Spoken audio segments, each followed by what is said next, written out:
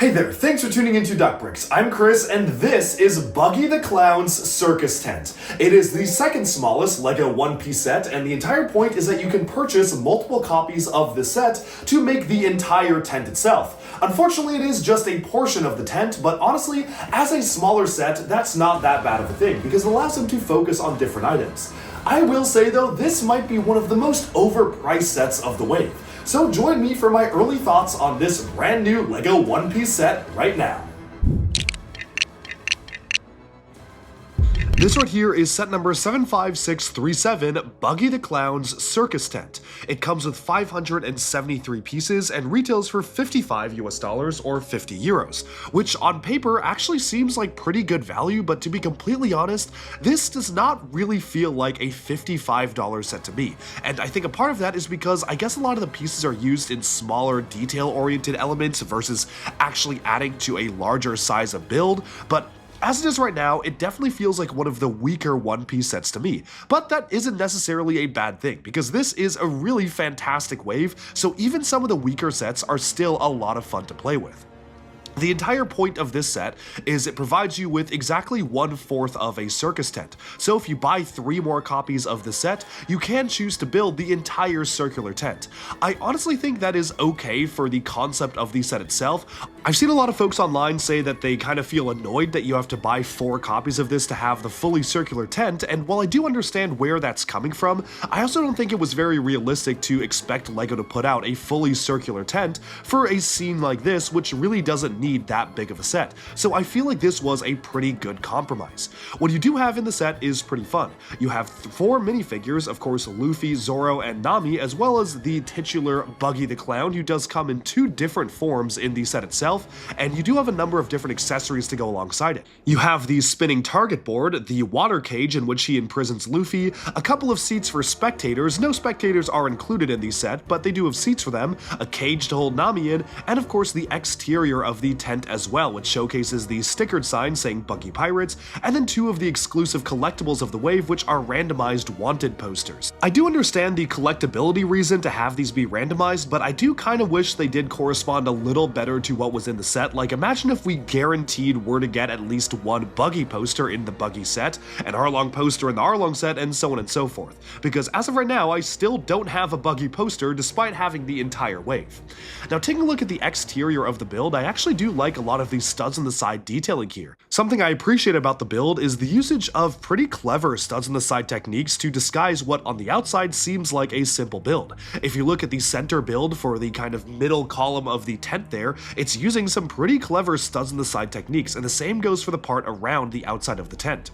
The side builds are fun, but honestly they don't have that much going on. You have this spinning dartboard where you can string up Zoro and kind of throw knives at him, kind of just like in the show, so it's a super simple build, there's not much you can do with it, and of course it spins a lot better when you don't have a minifigure attached, but I think it's okay for what it is, and it does make sense to include as a prop for this part of the show, especially because this was a pretty crucial part of the scene. The other side build is the water cage for Monkey D. Luffy, and it is a very simplistic cage. I really don't have that much to say about this one. It has a super simple function where you can kind of bust him out. There are some piping details on one side with a lever, as well as some stickers on the front to showcase the water bubbles, which I don't really know, it doesn't look that convincing to me, but I guess it's okay for what it is. The point of what you're supposed to do here is you kind of have Monkey D. Luffy balance on this sort of platform element, which you can use to cause him to launch out of the cage itself, or you can just kind of sink him a little bit deeper into the water cage, and that way he's kind of fully submerged. He doesn't have his hat in this scene, so you have to remove the hat to actually fit him inside the cage, but I think that's okay for what it is, and of course the idea is that you can play and use a minifigure to smash the cage open, and then he can bust out and attack Luffy. Moving on to the interior of the tent here, with all the minifigs removed, you have a bit of a throne for Buggy the Clown, as well as a studs on the side lights display, a gigantic head of Buggy the Clown himself, and a hanging cage, which is actually pretty clever in the way it's done because the cage is hanging on one of the bars that you would use to connect multiple copies of the set together. So that's actually pretty cool. Here's what Nami looks like inside of the cage. She does not look very happy about that, but it does fully fit a minifigure seated, and this type of cage design we've seen in a million other LEGO sets. I kind of want to say it first appeared in Fantasy Era Castle in 2007, but it could have even appeared earlier than that, and I don't remember. So it's a very common cage design. Now, all around the set there are a couple of barrels and boxes, as well as a brand new mold for a fruit here, which is really nice. It is cool to get a brand new molded fruit for the One Piece theme, especially given the importance of devil fruits in the storyline. Unfortunately, this doesn't really represent any one of the devil fruits, certainly not the Barabara no Mi fruit that Buggy the Clown consumes in the anime, which is red in color, but it is a really nice new fruit piece that kind of looks a bit like a pear. I would imagine that's what this is supposed to represent, and it definitely fits the stylistic design of other large-scale LEGO fruits. But the more important question is, what's in the boxes? So if you've seen the scene in the live-action show, you know that one of the ways that the heroes are able to defeat Buggy is by separating out all of his different body parts and basically having them confined inside these chained boxes. And he spends the rest of the series pretty much just being a severed head, which is quite funny. Well, you have this really kind of chibi, funny-looking miniature version of Buggy, which we do see briefly in the show itself, where you have kind of his large hands, a super small torso, just a little bit of a nub for legs, and of course, he's lost his hat and he just has his kind of standard bandana. And I think that is a really funny look. The alternate expression for Buggy was absolutely perfect in displaying this figure, and I really like it for what it is. I actually think that this is a really nice extra thing to get. What wasn't so fun though was putting the sticker on the kind of 1x1 brick there. It certainly was not easy to do, and it was a little bit annoying just having to line up that sticker perfectly centered. So I kind of wish that piece was printed because it is for a minifigure style of figure, but other than that, it is a really clever way to depict that character. Moving onwards to the main build, you do have these separate seats which you can use to either stick to each other or just attach here.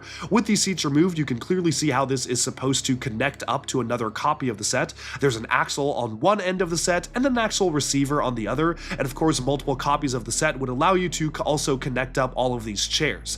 It would have been cool for $55 to have maybe just one more minifigure of a spectator, kind of one of the trapped villagers, but honestly, that wasn't super important to include, so it's not that big of a deal. But with that, we can now take a look at the minifigures included in the set, starting off with, of course, Buggy the Clown. Buggy here is one of the most detailed new minifigures of the One Piece wave, and I absolutely love the way he's depicted. He's sporting a brand new and very specialized dual molded rubberized and plastic hair and hat combo mold, where the blue hair is slightly rubbery and movable, and the hat itself is orange plastic. Of course, he has a brand new face, torso, and leg print, which makes him one of the most decked out minifigures of the entire set, and it's remarkably accurate to the show itself. He's super specialized, and I definitely don't expect any of the parts of this minifigure to really ever be used again, but that's kind of what makes this character so special. And of course, they did manage to include an alternate version of Buggy the Clown, because obviously while LEGO isn't going to tell you to rip the hands and arms and legs off a LEGO minifigure, they did try to depict it in a slightly different brick-built form, which I really appreciate. Luffy here is technically an exclusive variant, because while he does use kind of the same pieces as his other versions, he has a neck bracket which allows him to attach his hat on his back this time, which is a really nice touch. The detail for Luffy himself is phenomenal. I love the dual molded legs, they're absolutely perfect for the character, and I think for this particular set, including him with the hair and not the hair hat combo is perfect. You still do have the hat, which you can use as an accessory, but of course when he's trapped in the water cage, he doesn't actually have access to the hat. It's kind of a separate aside piece, so it really does make sense that you just see him with his hair this time. Nami, on the other hand, is identical to some of the other versions of the figure that appear throughout the wave, and I think she's also really nicely done. She has a brand new orange hairpiece, dual molded white and tan arms, and good printing on the legs, although obviously if you look at what she looks like in the show, it would have been really nice to get dual molded legs for her as well to showcase the skirt/shorts she's wearing, and then of course just have these shoes printed on. She has two different expressions, with the eyebrows showcasing the orange hair, an angry one and a happy one, and I feel like that hairpiece is just so perfect for the character, I'm a fan, and now we can move on to Zoro. Zoro is sporting a specialized new molded sword element, which is super cool that he can actually hold in his mouth, which is very iconic. I was wondering how LEGO was going to pull it off, and well, this kind of makes a lot of sense. He has a brand new torso with dual molded dark blue and kind of this more nougaty skin tone color of arms, which I really appreciate. It's always good to get new minifigures with this skin tone, and you have the option to either place a black bandana on his head or his green hair, which is a really cool way to provide different options to depicting the same figure in the set, and a neat way to actually just show how much care LEGO put into depicting the figures. The other side of its face is a gritted teeth angry expression, and you can kind of imagine that's what his mouth looks like when he's holding the sword in between his teeth. I think that's totally perfect, where he literally has a facial expression for that. The legs are plain black, but honestly that doesn't bother me that much. If you look at his design in the show, there's really not that much detail they could have given it anyway, so I feel like this is a perfect minifigure depiction of a character in live action, and I absolutely love the design here. The new sword mold is also really cool. You can have him hold it as a clip on the hands, which also totally works, but obviously you can't really rotate it to be facing the right way, and it does have the very obvious neck bracket on it, which you kind of just slide in and out. Thankfully, you do not have to remove the head to slide this in and out. It really just snaps on and off, which is a very nice touch.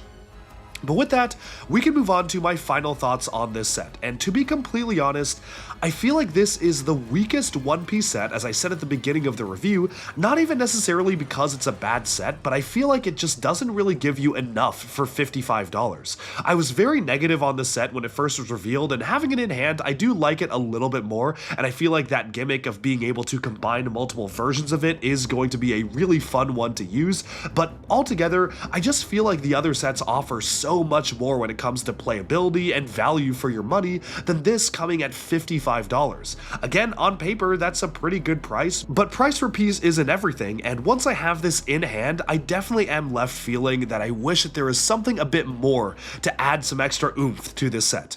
That's all for this review. Thanks so much for tuning in to Duckbricks, and be sure to like and subscribe for even more LEGO news, reviews, discussion, and analyses coming your way very soon. Bye for now.